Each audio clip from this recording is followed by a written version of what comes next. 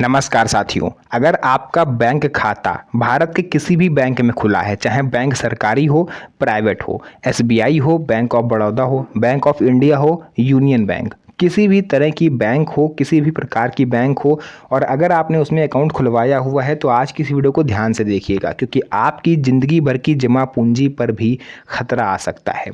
और क्यों 436 रुपये गवर्नमेंट आपके काट रही है ये भी मैं आपको बताऊंगा। इससे क्या फ़ायदे होते हैं और क्या क्या इससे नुकसान है वो भी आज आपको इस वीडियो में जानने को मिलेगा। एंड हाँ, अगर आप इससे छुटकारा पाना चाहते हो या आप नहीं चाहते हो कि आपके अकाउंट से ये रुपए कटें, तो इसके लिए आप क्या क्या उपाय कर सकते हो वो भी आपको इस वीडियो में जानने को मिलेगा। तो चलिए वीडियो को स्टार्ट करते हैं। तो देखिए, वीडियो में आगे बढ़ें इससे पहले मैं आपको ये बता देना चाहता हूँ कि ऐसे कौन से 4 काम हैं जो आपको हर हाल में करने हैं, और ये जो नियम हैं ये बहुत महत्वपूर्ण है। अगर आप इनको नहीं करते हो तो आपकी ज़िंदगी भर की जमा पूंजी मुसीबत में पड़ सकती है, जा सकती है। तो देखिए, सबसे नंबर 1 पर ये नियम आया है कि अब खाते में आप 4 नॉमिनी जोड़ सकते हो। जी हाँ साथियों, अभी तक क्या था कि आप केवल 1 या 2 ही नॉमिनी जोड़ सकते थे। कई मामले में केवल 1 ही नॉमिनी आप जोड़ सकते थे। ऐसे में जो माता पिता होते थे, अक्सर जो बैलेंस होता है वो पिता के अकाउंट में होता है, पूरा ज़िंदगी भर की कमाई हुई पूंजी। अब वो सोचता है कि हम किसी एक बेटे को अगर नॉमिनी बना लेंगे तो बाकी के बेटे नाराज़ हो जाएंगे, बाकी के जो पुत्र या पुत्री जो भी हैं वो भेदभाव महसूस करेंगे। तो इस केस में वो करते क्या थे कि नॉमिनी बनाते ही नहीं थे। अब नॉमिनी नहीं बनाया तो इससे दिक्कतें क्या हुई? मान लीजिए उनकी अचानक मृत्यु हो गई। अब जो भी जितने भी रुपए उनके अकाउंट में हैं, 5 लाख, 10 लाख, 12 लाख, जो भी, वो निकालने के लिए परिवार वालों को काफ़ी मशक्क़त करनी पड़ती है। कोर्ट के चक्कर, कोर्ट कचहरी के चक्कर, वकील की फ़ीस, ये प्रमाण पत्र, वहाँ से वेरिफिकेशन, मतलब पूरा ओवरऑल आप कह सकते हो जब थक जाएंगे ना वो लोग दौड़ा भागी करते करते, जिसमें साल भर, 2 साल, 3 साल, बहुत लंबा प्रोसेस होता है, तब वो पैसे जा कर के कहीं उनको नसीब होंगे। तो अगर आप नहीं चाहते हो कि आपके परिवार वालों को इतना सब कुछ झेलना पड़े आपके बाद, तो आज ही अपने अकाउंट में आप नॉमिनी जोड़ लीजिए, क्योंकि 1, 2, 3 नहीं, पूरे 4 नॉमिनी आप जोड़ सकते हो। और सबसे बड़ी बात यह है, नॉमिनी जोड़ने का फ़ायदा ये होता है कि अगर आपने किसी को नॉमिनी जोड़ा तो आपके ना रहने पर पूरा पैसा बैंक उसको दे देगी। ठीक, तो ना तो आपके परिवार को कोर्ट कचहरी के चक्कर काटने, ना ही इधर उधर उनको दौड़ना भागना है। आज आपकी मृत्यु हुई, कल वो पैसा पूरा निकाल सकते हैं। लेकिन यहाँ पर कशमकश ये भी थी कि किसी अगर माता पिता के 3 संतान हैं, 2 संतानें हैं, 4 संतानें हैं, तो पैसा कैसे डिवाइड होगा? अब भाई, जिसमें से कुछ बच्चे होंगे जो माँ बाप की सेवा कर रहे होंगे। अब सीधी सी बात है, जो सेवा करेगा मेवा वही पाएगा। माँ बाप भी सोचेंगे कि हम इसको ज़्यादा दें, है ना।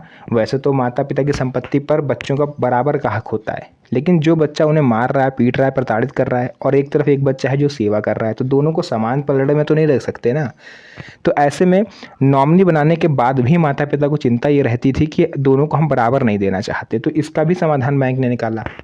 अब नॉमिनी बनाते समय या बनाने के बाद आप ये भी क्लियरिफिकेशन दे सकते हो बैंक को कि किस बच्चे को कितने % पैसा मिले। अब मान लीजिए 10 लाख आपके अकाउंट में पड़ा हुआ है, आप चाह रहे हो कि इस बेटे को मेरे ज़्यादा मिले, तो आप लिख के जाओ ना नॉमिनी बनाते समय कि मेरा ये जो बेटा है इसको 60% पैसा और दूसरे वाले को 40% पैसा, यानी 6 लाख एक, 4 लाख दूसरे को। ये आप अपने मरने से पहले नॉमिनी बनाते समय डिक्लेयर करके जाना, तो ना तो बाद में विवाद होगा, ना ही कोई कानूनी पचरा होगा।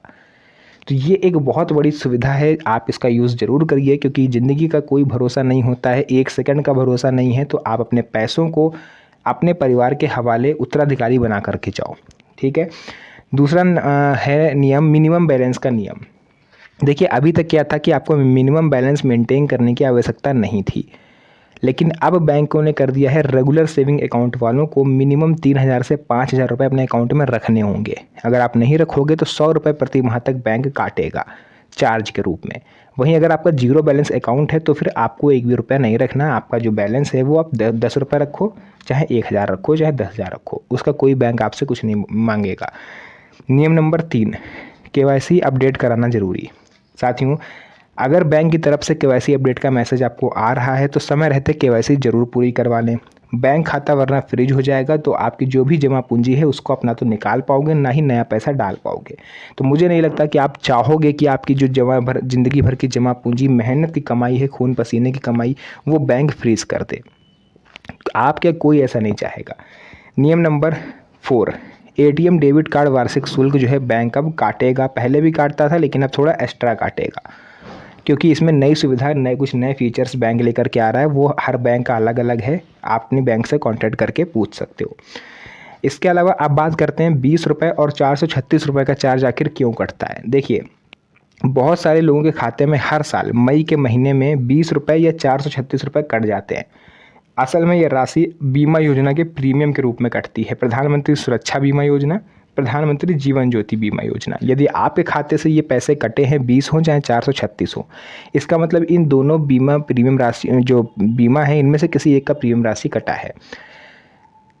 देखिए, इसमें होता क्या है, थोड़ा सा मैं आपको बता देता हूँ। देखिए, प्रधानमंत्री सुरक्षा बीमा योजना, अगर आपकी अचानक किसी दुर्घटना में मृत्यु हो गई या कोई भी आपके साथ अप्रिय घटना घट गई तो सरकार 2 लाख रुपए इसमें आपको देती है। दूसरा है प्रधानमंत्री जीवन ज्योति बीमा योजना। इसमें आपकी अगर प्राकृतिक रूप से मृत्यु हो रही, उम्र पूरी होने के बाद या किसी भी तरह से, तो गवर्नमेंट आपको इसमें भी 2 लाख देती है। तो टोटल अगर 20 रुपये और 436 रुपये, दो प्रीमियम राशि आपकी कट रही हैं, तो आपके मरने के बाद 4 लाख रुपये आपके घर वालों को मिलेगा। लेकिन बहुत सारे लोगों को विश्वास नहीं होता है कि हमें बीमा बाद में मिले या ना मिले, हम पैसे क्यों कटवाएं। तो इसके लिए आप चाहो तो नाम अपना वापस ले सकते हो, बैंक में एप्लीकेशन दे दीजिए कि मुझे ये दोनों बीमा नहीं चाहिए, तो इनको हटा दीजिए। एक एप्लीकेशन लिख के दे दीजिएगा, बैंक वाले से रिमूव कर देंगे। ठीक है, इस तरह से आप इसे हटा सकते हो। इसके अलावा क्या कटा हुआ पैसा वापस मिल सकता है? तो देखिए, कई परिस्थितियों में कटा हुआ पैसा आपको वापस नहीं मिलता, क्योंकि जब आपने प्रीमियम राशि कटवाई है तो उस साल अगर आपके साथ कोई दुर्घटना घट जाती है तो बैंक आपको पूरे पैसे देगा, यानी 2 लाख 4 लाख जितना भी आपका अमाउंट कटा है वो देगा, है ना, जिस भी योजना का।